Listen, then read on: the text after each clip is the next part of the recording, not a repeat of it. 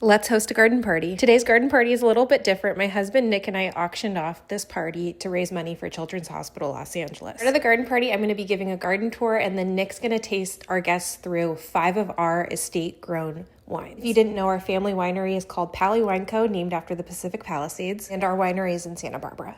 And to pair with each wine, I'm making a canapé. The ingredients from the garden, of course. The tasting is going to start with Chardonnay. When it comes to pairing wine with food, you can go 2 different ways. You can go with something that contrasts with the wine, or you can pick up some of the tasting notes from the wine and try to emulate that in the dish. So I'm pairing the Chardonnay with a lemon mint ricotta crostini topped with spring peas to match some of those lemony, toasty notes in the Chardonnay. Next, we have our beloved Pinot Noir, probably what we're most known for. Pinot is a medium-bodied red wine and is known for pairing pretty easily with most foods. In addition to the typical berry notes with Pinot Noir, I also pick up on some mushroom. So I'm making caramelized onion and mushroom tartlets with a dab of honey and a little square of Parmesan. Then we're going to move on to one of our newer wines grown on our vineyard, Gamay Noir. Gamay is a light-bodied red wine with hints of raspberry and white pepper. Sometimes can be a little bit bitter. So I'm taking some homemade rosemary crackers, putting some whipped radish butter on top of the cracker, and then finishing that off with a raspberry coulis. Oh, and I'm also 8 months pregnant, so I will not be partaking in this wine tasting. I took a lot of sitting breaks during this prepping process. And then the 4th wine that we're going to be tasting is a lesser known wine that we grow on our vineyard called Dornfelder. It's a deceptive wine. It's incredibly inky, German origin, so I was inspired to make chicken meatballs with a blackberry mustard dipping sauce. And then the next wine was Syrah, which is actually a newer wine to our vineyard. And Syrah can vary quite a bit depending on where it's grown, and our vineyard is actually pretty cool climate. We actually just bottled this wine and it's not yet available to the public. Nick suggested that I make something smoky to go along with it, so I decided to make beef barbacoa tostada. This wine is at the top of my list once I'm able to drink wine again. The beef barbacoa is really easy to make, and I will be recreating this recipe again. Then to finish things off, we paired my mother-in-law's red wine with her favorite cookies, the double chocolate chip from Levain, because who doesn't love red wine and chocolate? The party was a success, and I think we need to bring back the art of the canapé.